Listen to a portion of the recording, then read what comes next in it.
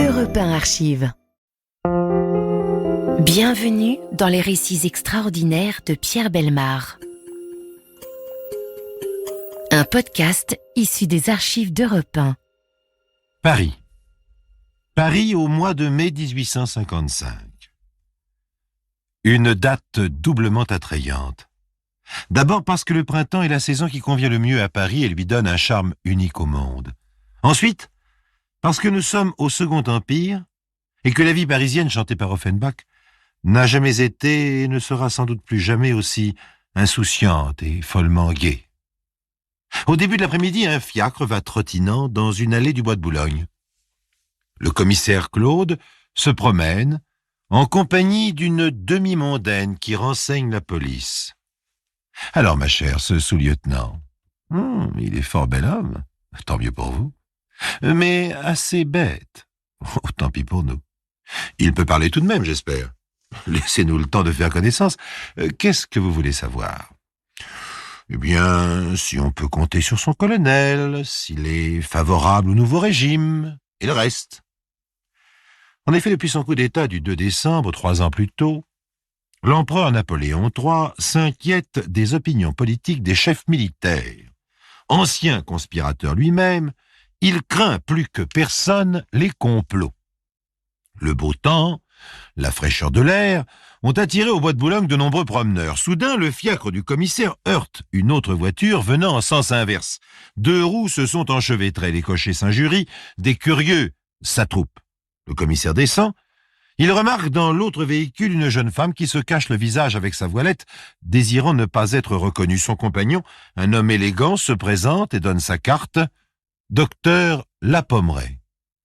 Le commissaire constate que les dégâts ne sont pas importants, il suffit de désemboîter les roues et de repartir.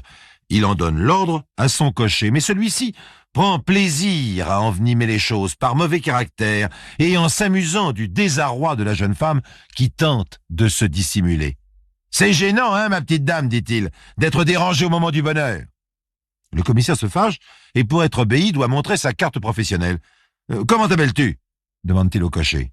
« Collignon. » Au hasard de ce banal accident de la circulation, le commissaire Claude, il en témoigne dans ses mémoires, venait de rencontrer 2 criminels qu'il allait arrêter plus tard.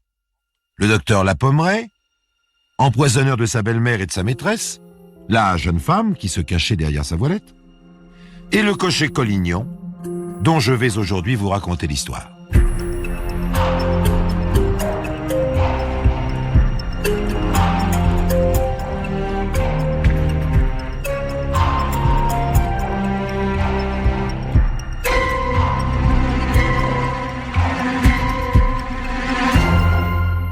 Le 16 septembre 1855, à 3 heures de l'après-midi, place de la Concorde, un fiacre est en maraude, celui de Collignon. Un client le hèle, un provincial, monsieur Juge, directeur de l'école normale de Douai, venu à Paris avec sa femme et sa petite-fille Julie, visiter l'exposition universelle. Pour l'instant, la famille désire se promener. « À Auteuil, s'il vous plaît, cocher, à la grille du bois de Boulogne. » Un claquement de langue, un léger coup de fouet, et le cheval part au petit trot. C'est maintenant l'automne, ou presque. Déjà, le long de la Seine, les arbres ont des feuillages roux. Une lumière bleutée a remplacé la clarté limpide du printemps. Oh, le trotteur n'a jamais couru à Vincennes. Il se fatigue vite. Il faut alterner les allures. On marche plus souvent au pas, si bien que le trajet de la Concorde à Auteuil dure 35 minutes. Il n'y a pas si longtemps, une quinzaine d'années, on prenait encore le thé à la ferme d'Auteuil près d'une étable à vaches. Au Second Empire, Auteuil est un village. Le fiacre est sorti de Paris. Et dans ce cas, le règlement prévoit que le client doit payer 2,50 francs de l'heure. Mais en doublant la durée du trajet de manière à régler également le retour. En l'occurrence, 2 fois 35 minutes, soit 1h10. Alors, si nous faisons les comptes, ça fait, voyons, 1 heure, 2,50 francs, 10 minutes en arrondissant, mettons, 45 centimes, en tout 2,95 francs. Il faut être très précis dans ce calcul, vous allez comprendre pourquoi. Le client, monsieur Juge, est provincial, je vous l'ai dit, il ignore le règlement. En descendant de voiture, il donne, comme il en a l'habitude pour une course dans Paris, 1,75 francs et 25 centimes de pourboire, c'est-à-dire 2 francs. 2 francs? Ça va pas, mon bon monsieur. On est sorti de Paris. Vous me devez 5 francs. Comment ça, 5 francs? Mais c'est de la folie. Où allez-vous chercher ça? C'est le tarif officiel. 2 francs 50 l'heure en dehors de Paris avec le retour. Et on a mis 3 quarts d'heure pour venir, ça fait donc 1h30, plus une demi-heure pour reposer la bête. 2 heures, 5 francs, c'est normal. Monsieur juge, brave homme, va payer en maugréant, mais enfin, payer quand même. Il ressort son porte-monnaie. Sa femme le tire par la manche. Mais tu es malade? On n'a jamais mis 3 quarts d'heure pour venir. On a mis une demi-heure. Mais tu vas encore te laisser avoir comme d'habitude. En effet, le cocher triche non seulement sur la durée du trajet, mais sur le règlement. Le repos de la bête, comme il dit, n'est dû qu'en dehors des fortifications. Or, Auteuil est à l'intérieur. Monsieur juge ignore ces détails. « Laisse-moi, dit-il à sa femme. » Et il donne 5 francs au cocher en ajoutant « Je vous préviens, je prends le numéro de votre fiacre. J'écrirai au préfet de police. »« C'est ça, tu écriras !» insiste sa femme. Alors le cocher, vous fâchez pas. On va pas se disputer pour 10 minutes. Allez, tenez, je vous rends 50 centimes. Je n'en veux pas, gardez-les. Bon, alors ça sera mon pourboire, si vous voulez. Non, parce qu'il faut qu'on soit bien d'accord, on va pas faire une histoire pour ça, ça ne mène à rien, allez, tenez, on va refaire les comptes. Monsieur juge, toujours de bonne composition, alors qu'il s'éloignait, revient sur ses pas pour discuter le prix à nouveau. Encore une fois, sa femme le prend par le bras. « Viens donc, laisse tomber, tu porteras plainte. » Monsieur, madame juge et leur petite fille s'en vont et pénètrent dans le bois. Le cocher Collignon, un peu inquiet de ce qui risque de lui arriver, les suit avec sa voiture, mais ils prennent un sentier visiblement désireux de ne plus lui parler. Quelques jours plus tard, le préfet de police reçoit une lettre de monsieur juge qui relate l'incident et se termine ainsi.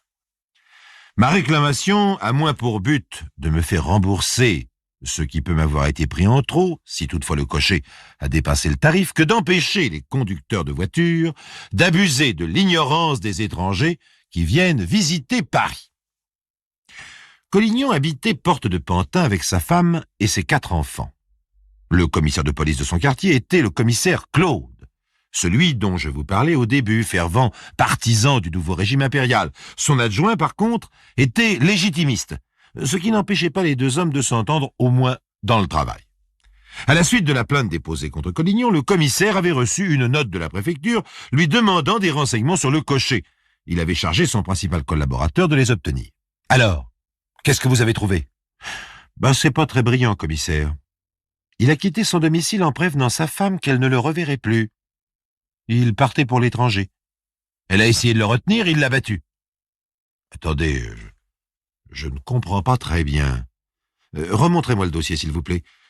Il a été convoqué à la préfecture. Il s'est présenté? Je me souviens plus. Mais si, c'est indiqué là. L'employé préposé au contrôle de la fourrière lui a donné lecture de la lettre de monsieur juge. Alors, qu'est-ce qu'on lui a demandé? Voilà, c'est écrit. Le plaignant n'a pas offert assez, mais vous avez exigé trop. Vous allez vous rendre chez lui rendre les 2 francs indûment réclamés, à moins qu'il ne veuille pas les prendre, et vous me rapporterez dans les 24 heures son désistement ou sa quittance. C'est clair. Il est même noté dans le rapport que Collignon s'est engagé à apporter le reçu et s'est inquiété en partant de savoir s'il encourait une mise à pied de quelques jours. S'il a été mis à pied, ça peut expliquer sa décision de s'en aller de chez lui. Mais non. Aucune sanction n'a été prise contre lui pour l'instant. Alors pourquoi est-il parti alors? C'est vous qui devriez me le dire. C'est un joli coco, votre bonhomme. Vous avez vu son casier? 6 semaines de prison correctionnelle pour violence et menace de mort en 1827. Rébellion dans l'armée à la Martinique. Et c'est pas tout. En 52, 25 jours de mise à pied pour avoir majoré le tarif et rendu une pièce fausse à son client. En 53, 1 mois de prison pour voie de fait sur la personne de sa femme. La pauvre, il vaut peut-être mieux qu'elle soit débarrassée de lui. Enfin, c'est là que quoi vivre. Bon, qu'est-ce que je fais? Je rédige une note pour la préfecture en disant qu'il a disparu de son domicile et que... Non. On ne peut pas laisser ça comme ça. Nous sommes le combien aujourd'hui déjà? Le 24. Et il a été convoqué à la préfecture le 22, c'est ça, avant-hier. Et vous dites qu'il a quitté son domicile quand ça? Hier? Ah mais là, il faut faire quelque chose tout de suite.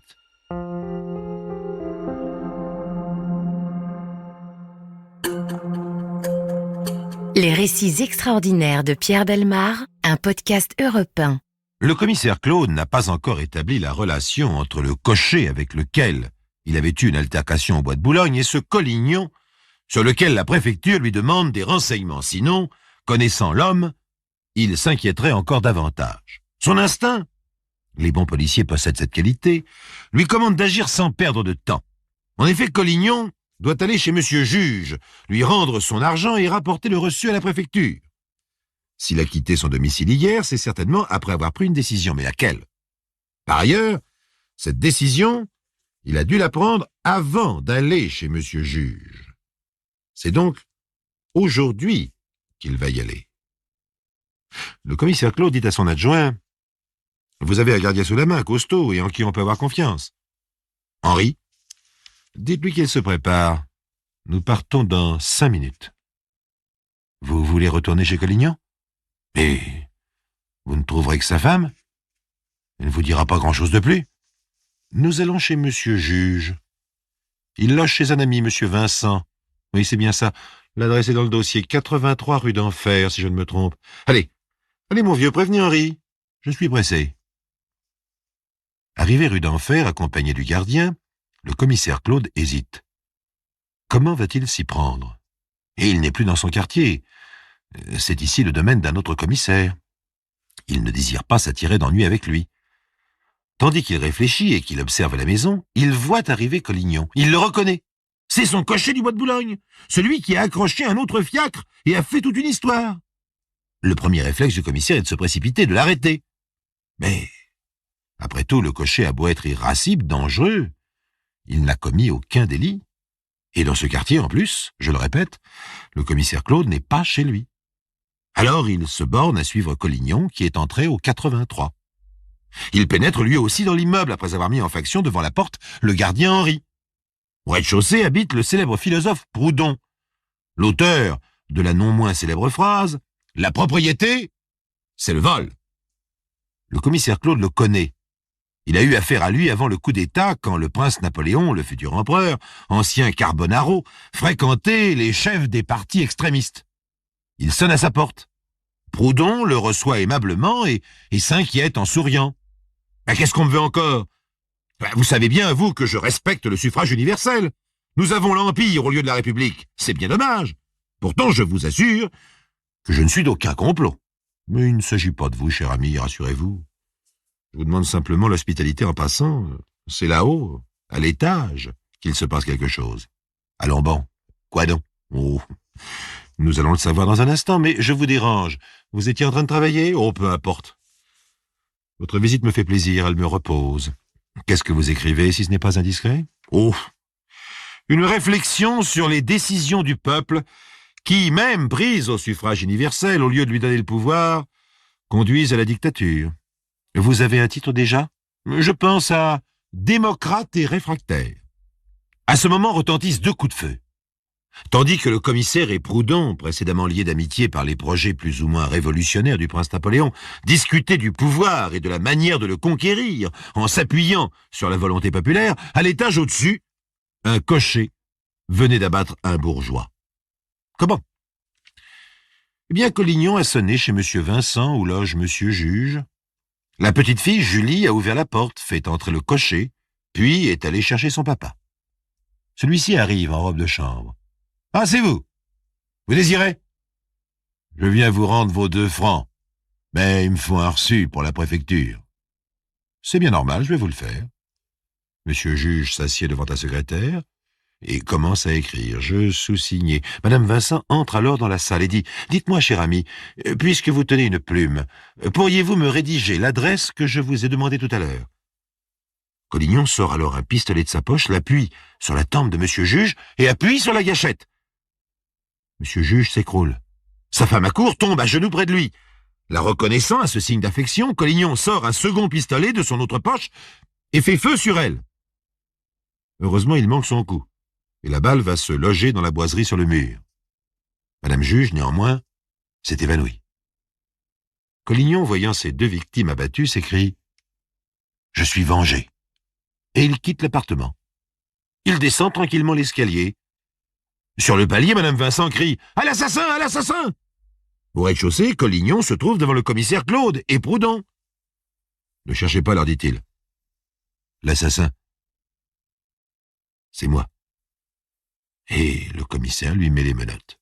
« Bousculez pas! Je vais pas me sauver! Je suis un honnête homme!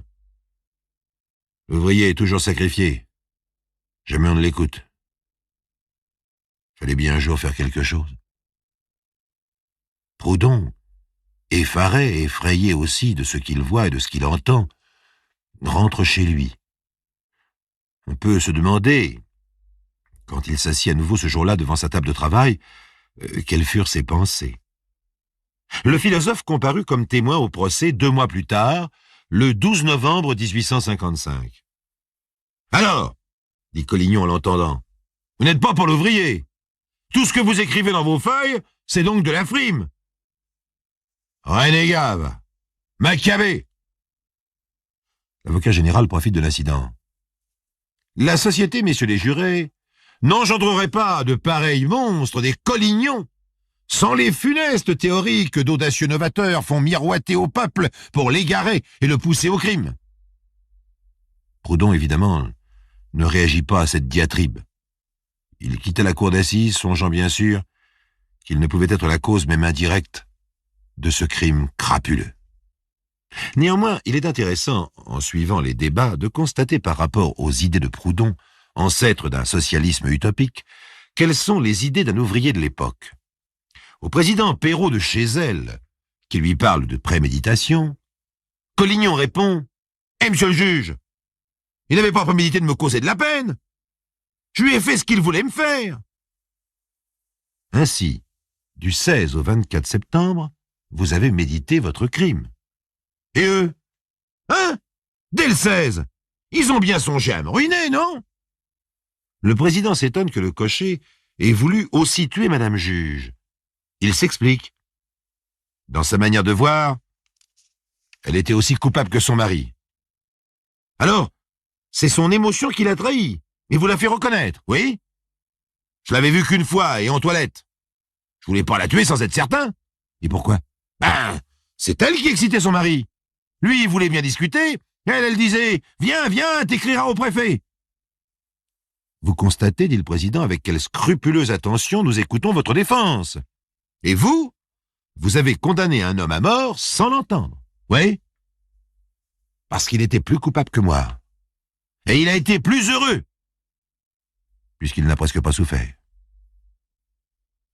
Vous êtes un homme intelligent et votre langage est très significatif. Comment ça, intelligent? Je suis intelligent? Je le suis pas plus qu'il faut? L'avocat de Collignon, maître Alfred Maurice, essaie de sauver la tête de son client en citant Chateaubriand. Le tigre déchire sa proie et s'endort. L'homme devient assassin et ne dort plus. Oui, Dieu dit à l'assassin, tu ne dormiras plus. Tel est le supplice qui attend Collignon. Non, ça ne marche pas, Collignon est condamné à mort. Sa dernière nuit, il appelle un gardien. Il lui demande de lui bourrer sa pipe.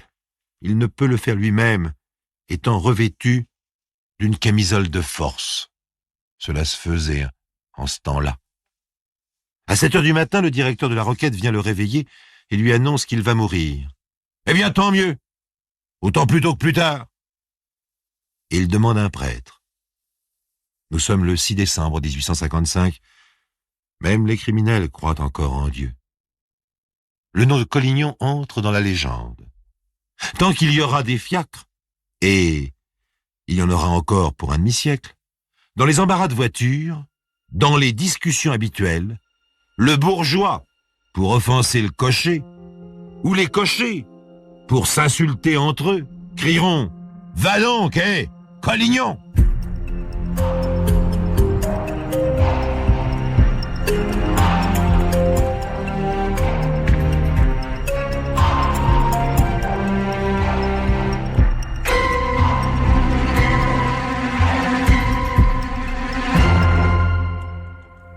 venez d'écouter Les récits extraordinaires de Pierre Bellemare, un podcast issu des archives d'Europe 1. Réalisation et composition musicale, Julien Tarot. Production, Estelle Lafont. Patrimoine sonore, Sylvaine Denis, Laetitia Casanova, Antoine Reclus. Remerciements à Roselyne Bellemare. Les récits extraordinaires sont disponibles sur le site et l'appli Europe 1. Écoutez aussi le prochain épisode en vous abonnant gratuitement sur votre plateforme d'écoute préférée.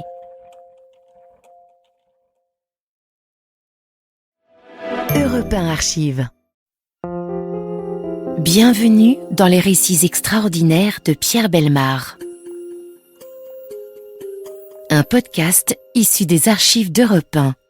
Dans le cours du récit, vous comprendrez, chers amis, pourquoi nous devons taire les lieux et les noms des protagonistes de cette affaire qui fit beaucoup de bruit. Alors disons une ville de la banlieue parisienne, le lundi 4 décembre 1967. 11h40. Un petit garçon de 7 ans, élève de 10e, à l'annexe d'une école chrétienne de grande réputation, quitte seul l'institution pour rentrer chez lui. Nous l'appellerons Robert Durand. 12h45. Madame Durand, sa mère, inquiète de ne pas le voir arriver, envoie son fils aîné Patrice, 15 ans, à sa recherche. À l'école, on lui dit que Robert est parti à l'heure normale. 13h20. Madame Durand se précipite à son tour à l'école. Du bureau du directeur, elle prévient le commissariat. Pendant ce temps, Patrice a téléphoné à son père. Monsieur Durand quitte son bureau de Paris pour accourir à son domicile. Il y arrive à 13h40, la maison est vide. Monsieur Durand, en ressortant, avise dans la boîte aux lettres une enveloppe sans adresse, portant simplement la mention « Pour vous ». Le cœur battant, il l'ouvre et il la lit.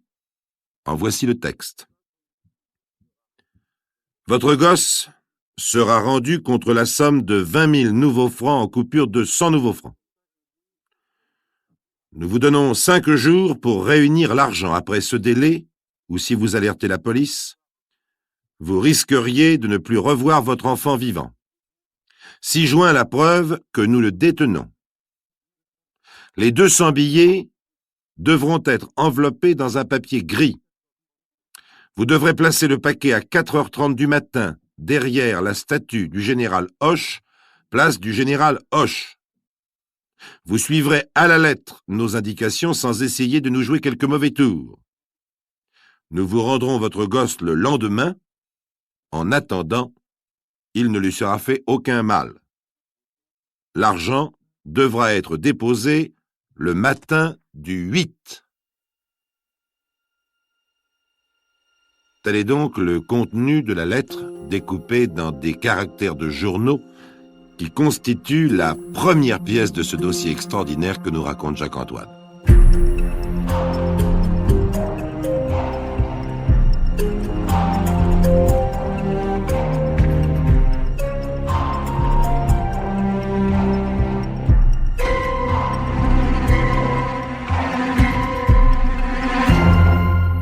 L'enlèvement a donc lieu à la sortie de l'école, lundi à midi.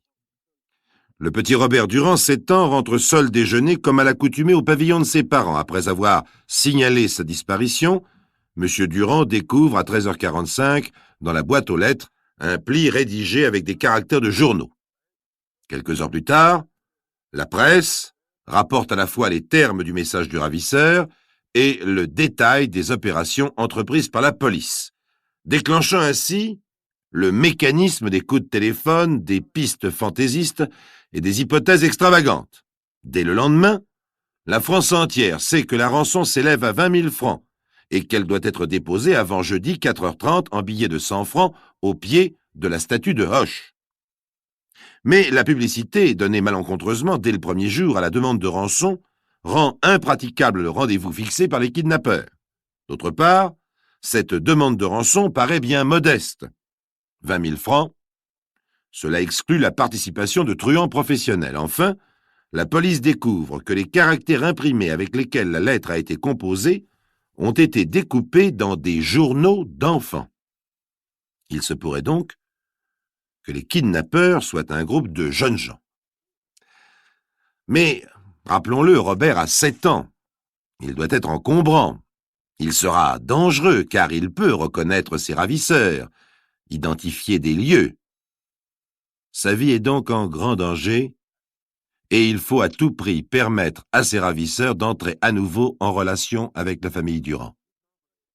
C'est ainsi que le mardi 5 décembre, à la demande de M. Durand, un ecclésiastique, le père Alexandre, appelle les ravisseurs à entrer en contact avec n'importe quel prêtre, n'importe quand, en n'importe quelle région. Il promet à la fois l'impunité et le paiement de la rançon. Presque en même temps, un ami de M. Durand, avocat, obtient de son ordre d'offrir aux criminels la même possibilité et la même garantie en se mettant en rapport n'importe où avec n'importe quel avocat ou n'importe quel avoué. Pourquoi un prêtre? Pourquoi un avocat? Parce que l'un peut se considérer comme lié par le secret de la confession et l'autre par le secret professionnel.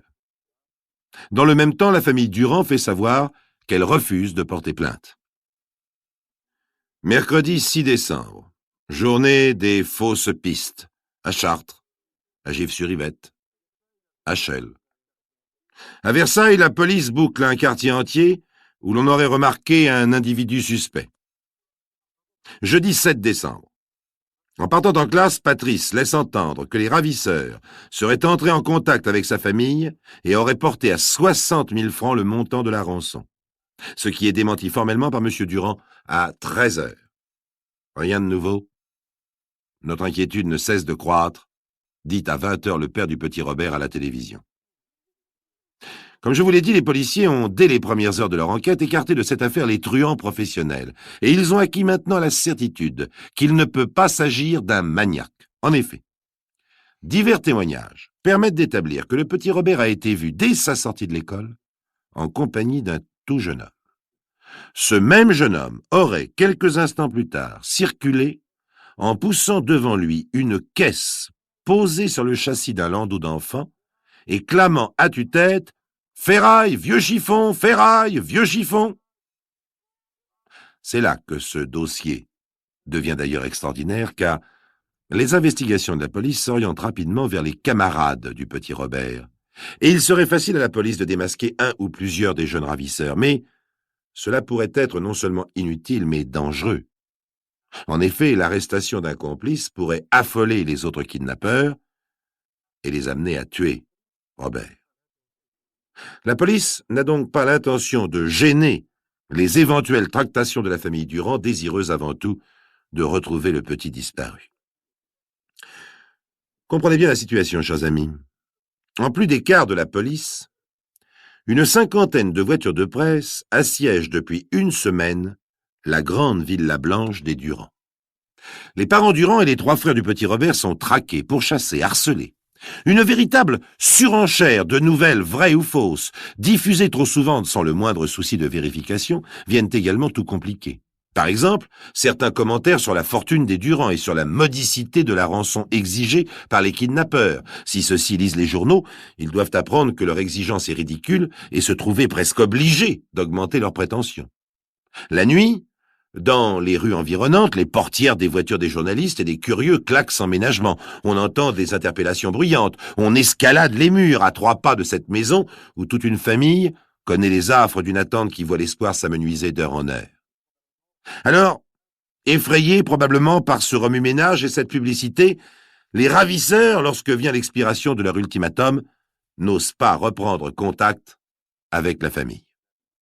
Pourtant, la mobilisation de 50 000 prêtres et de 7 000 avoués et avocats habilités d'un coup à servir d'intermédiaires en multipliant les points de contact diminue le risque pour les criminels d'être identifiés. Mais jeudi soir, pour la famille Durand, il devient évident que l'intervention de la presse a condamné les ravisseurs au silence et peut-être condamné l'enfant à mort. Aussi, M. Durand tente-t-il à 17h30 une démarche exceptionnelle auprès du ministre de l'Intérieur, M. Fouché, en présence des principaux dirigeants de la police. Il demande qu'une trêve soit officiellement proclamée et il obtient gain de cause. Jeudi soir, à minuit moins le quart, le chef suprême de la police donne 24 heures au ravisseur du petit Robert Durand pour rendre sain et sauf l'enfant à ses parents. 24 heures, durant lesquelles toute recherche doit être suspendue. Le ministre est parfaitement conscient du caractère insolite de son appel. « Mon rôle ne consiste pas à m'adresser à vous, dit-il. Il consiste à vous faire prendre et à vous livrer à la justice. Mais la vie d'un enfant est une valeur suprême. Si vous rendez l'enfant, vous pouvez espérer dans la justice des hommes. » Il ne s'agit donc pas de couvrir un marchandage à l'impunité, d'ouvrir une porte de sortie supplémentaire aux ravisseurs, mais de clarifier une situation compromise par des imprudences et des interférences de toutes sortes. Bref, de mettre un terme à une confusion gênante tant pour la famille que pour les enquêteurs, en gardant intacte une chance de sauver la victime. Le vendredi 8 décembre, la trêve proposée par M. Fouché est entièrement respectée. Les recherches reprennent, intensifiées, dès le samedi à 0h30. Mais entre-temps, des faits nouveaux se sont produits. Un jeune homme a téléphoné à M. Durand pour lui signifier qu'il portait la rançon de 20 000 à 60 000 francs. Il a ensuite remis à une personne désignée par la famille les chaussures du petit Robert, puis, dans une rue proche de la villa des Durand, il a pris possession de la rançon. Autour de la villa blanche des Durand, animation habituelle. Les badauds, les journalistes attendent qu'il se passe quelque chose. M. Durand renouvelle ses appels aux ravisseurs. Mais à l'entrée de la rue, un quart de police débouche. À l'autre extrémité, même opération. On dit aux journalistes: ou bien vous restez, ou bien vous sortez, mais vous ne pourrez plus revenir. On se doute bien sûr qu'il se passe quelque chose d'important. En effet, passé le premier carrefour, on peut voir plus de 500 CRS procéder à une fouille systématique des maisons et des jardins. C'est bientôt tout un périmètre qui est investi. L'opération va durer environ 3 heures. Après avoir enquêté maison par maison dans le quartier, les policiers parviennent ainsi à un jeune homme que nous appellerons Jean-Paul. Celui-ci tente de leur donner le change. Les policiers, pour lui laisser croire qu'il y a réussi, le relâchent, toujours pour ne pas affoler ses complices, et dans l'espoir qu'il va commettre une imprudence. Il la commet en effet, cette imprudence. Ce matin-là, le jeune Jean-Paul appelle M. Durand au téléphone. Il réclame 40 000 francs supplémentaires pour rendre l'enfant. Dès cet instant, la police tient en main un fil de l'écheveau, car le coup de fil a été enregistré sur une table d'écoute. Il a été émis depuis le domicile lui-même du jeune homme, et il est identifié sans discussion en comparant les voix. Toutefois, la police reste discrète, car ce qui importe, c'est de retrouver le petit Robert vivant.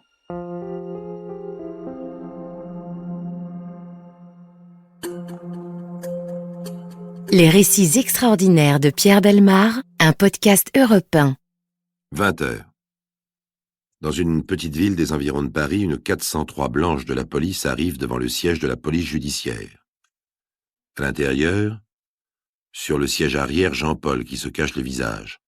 On le fait monter précipitamment.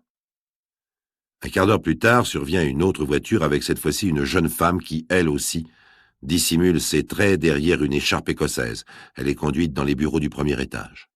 Enfin, à bord de la R16 du commissaire Sanson, qui arrive à son tour, un homme s'abrite sur la banquette arrière.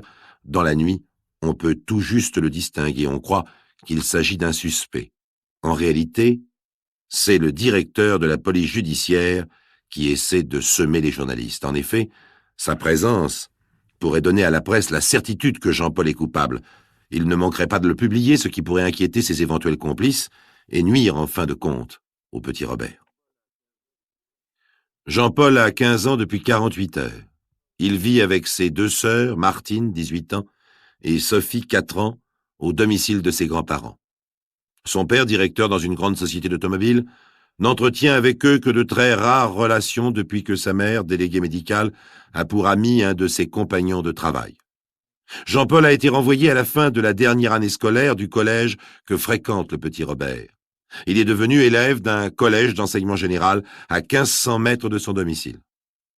Enfin, Jean-Paul reconnaît avoir été mêlé au rapt du petit Robert, mais mêlé seulement, car Jean-Paul, nous ne voulons pas vous le décrire, vous comprendrez pourquoi tout à l'heure, car Jean-Paul prétend d'abord avoir servi d'intermédiaire à 2 gangsters. On lui démontre l'invraisemblance de son récit. Les 2 gangsters deviennent alors 2 amis, avec lesquels il aurait partagé la rançon. Il raconte qu'il avait caché l'argent dans sa chambre. Mais c'est dans le grenier que les policiers ont trouvé la somme complète. Devant cette preuve formelle de sa culpabilité, Jean-Paul a une crise de nerfs.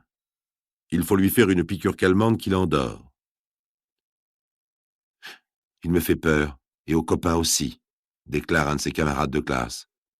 Le jeudi, il restait tout seul dans les bois. Il s'enfermait dans sa cabane avec une carabine. Jamais on n'a osé aller avec lui. Je ne peux pas dire qu'il était anormal, mais son comportement était très souvent bizarre, dit de son côté un voisin. Et une femme qui habite juste en face de chez lui déclare « Je me suis toujours refusé à laisser mes enfants jouer avec lui. Son attitude était quelquefois déroutante. Après des périodes de calme, il manifestait une énergie désordonnée, jouait avec une carabine et avait un regard inquiétant. » De son côté, un éducateur de la région parisienne qui connaît fort bien l'adolescent déclare « J'avais conseillé à la mère d'emmener Jean-Paul chez un psychiatre. Sous un comportement apparemment normal, ce garçon cachait d'importants troubles de la sensibilité. Certains événements qui auraient fait pleurer un enfant de son âge le laissaient complètement indifférent. Cette attitude, ajoute-t-il, a été décelée par certains membres de son entourage qui s'en sont inquiétés après son renvoi de l'école. Au contraire, une amie de sa sœur, 17 ans, n'en dit que du bien. Il était toujours très correct, poli, sérieux. Jamais je n'aurais imaginé qu'il fût capable de commettre un acte pareil. » Évidemment, la police tait son inquiétude à la famille Durand. Qu'est devenu le petit Robert? Est-il vivant? Est-il aux mains d'un ou de plusieurs complices? Il paraît impensable que Jean-Paul, cet enfant de 15 ans, ait organisé et accompli tout seul ce kidnapping. À 8h30, le dimanche matin, on réveille l'adolescent. Il reconnaît alors « Le petit Robert est mort. Ce sont mes 2 amis qui l'ont tué. » Ils l'ont tué et ils n'ont pas eu le temps de toucher leur part de rançon. C'est pour cela que les policiers ont trouvé la somme intacte chez lui. Aussitôt, dans le quartier de Jean-Paul, c'est une nouvelle opération de bouclage. Les CRS se sont répartis la tâche. Certains entrent dans la villa de Jean-Paul et fouillent le quartier jusqu'à l'orée de la forêt très proche. D'autres se dirigent vers la forêt portant des pelles, des pioches. Des chiens policiers les accompagnent. Apparemment, les recherches se situent dans un périmètre de plus en plus réduit. À 12h15, une voiture de la police judiciaire arrive. Jean-Paul, accompagné de 2 inspecteurs, en descend. Il s'engage dans un petit sentier qui mène à la forêt. Il reste sur place 3 minutes environ. Puis Jean-Paul remonte dans le car. Le bruit se répand comme une traînée de poudre. Le corps du petit Robert a été découvert. Une évidence s'impose enfin. Jean-Paul, cet enfant de 15 ans, a agi absolument seul. Il a, seul, organisé le kidnapping et toujours seul, il a tué le petit Robert. Alors bien sûr les questions se posent. Comment? Pourquoi?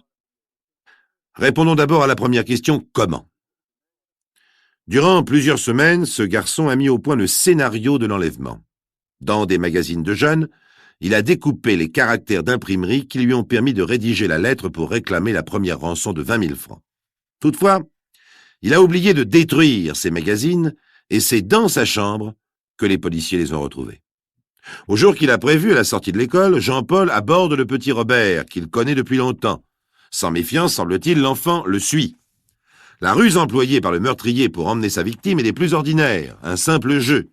Vers midi, Jean-Paul aborde Robert à la sortie de l'école et l'invite à monter dans une poussette sur laquelle se trouve une caisse.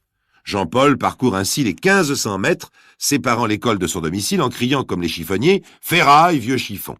Puis, il laisse le petit Robert dans sa maison. Le jeune ravisseur se rend alors chez les parents de Robert et dépose dans leur boîte à lettres la demande d'une rançon de 20 000 francs. Il rentre ensuite chez lui et, immédiatement, tue Robert à coups de gourdin. Puis il enterre le corps sous une couche de feuilles mortes dans les bois, à proximité immédiate de sa maison. Avant de procéder à cet enterrement sommaire, Jean-Paul a pris la précaution d'enlever les bretelles et les chaussures de sa victime, en prévision des tractations qui suivraient certainement le rapt. Seul, toujours, il téléphone à M. Durand pour porter la rançon, qu'il avait tout d'abord fixée à 20 000 francs, à 60 000 francs. Jean-Paul ensuite remet à une personne désignée de la famille Durand les bretelles et les chaussures du petit Robert pour prouver qu'il n'est pas un escroc cherchant à profiter de la situation.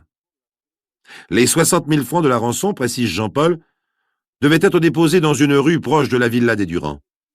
Elle l'a été, et il en a pris possession. Maintenant, venons-en à la deuxième question. Pourquoi? Il faudra plusieurs jours pour tenter une réponse. D'abord, Jean-Paul, en prison, refusant de se choisir un défenseur, le bâtonnier s'est désigné d'office pour cette tâche. Une avocate, mère de 3 enfants, doit l'assister. Elle se rend donc dans la cellule où Jean-Paul attend, dans un état de prostration extrême, la reconstitution de son crime. L'avocate est bouleversée par cette entrevue qui dure 1 heure. On a écrit que cet adolescent était déjà un jeune homme mûr de 18 ou 19 ans, dit-elle. En fait, j'ai rencontré un enfant, uniquement un enfant. Un avocat célèbre, à qui la mère de Jean-Paul demande d'assister son fils, se rend auprès du juge d'instruction pour prendre rapidement connaissance du dossier. En compagnie du bâtonnier et du procureur, il assiste ensuite pendant 2 heures à l'interrogatoire du jeune meurtrier. Cela se passe dans la cellule de la prison. En sortant, il déclare « Je ne me suis pas trouvé en présence d'un voyou ou d'une terreur. Je n'ai vu qu'un adolescent traumatisé. Les psychiatres auront fort à faire pour étudier ce cas. » Enfin, sur la façon dont aurait germé dans l'esprit de Jean-Paul l'idée de ce meurtre atroce, nous n'épiloguerons pas, sachez simplement qu'aussi extraordinaire que cela puisse paraître, il va s'avérer qu'il s'agit d'une sorte de tentative de suicide. En effet, cet adolescent était malheureux. Il se considérait comme un réprouvé, un rejeté. Il ne s'intégrait pas à la société et ne voulait plus y vivre. Il a donc imaginé qu'après avoir commis un crime aussi affreux et une demande de rançon qui prouverait qu'il n'était pas fou, la société allait inexorablement se débarrasser de lui.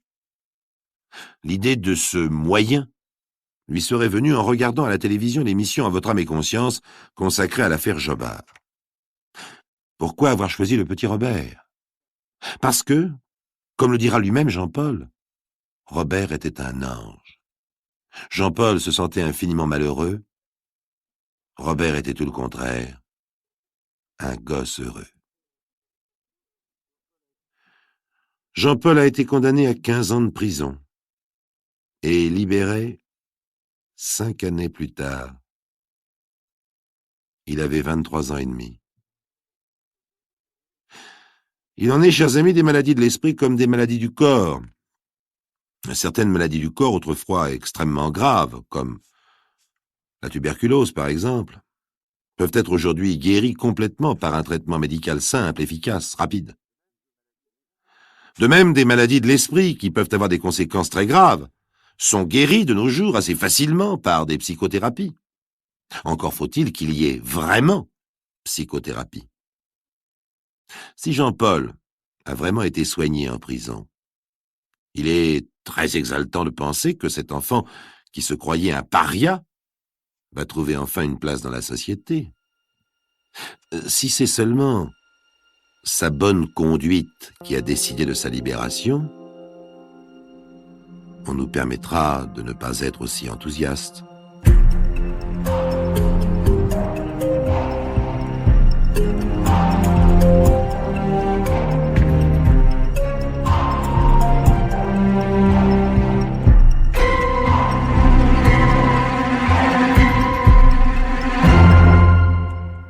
Vous venez d'écouter Les récits extraordinaires de Pierre Bellemare, un podcast issu des archives d'Europe 1. Réalisation et composition musicale, Julien Tarot. Production, Estelle Lafont. Patrimoine sonore, Sylvaine Denis, Laetitia Casanova, Antoine Reclus. Remerciements à Roselyne Bellemare. Les récits extraordinaires sont disponibles sur le site et l'appli Europe 1.